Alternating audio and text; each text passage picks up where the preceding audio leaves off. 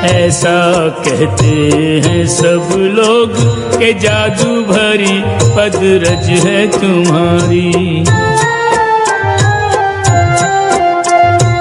इस पदरज का स्पर्श हुआ तो मौन शिला बनी सुंदर नारी। मेरे पास है बस एक नैया,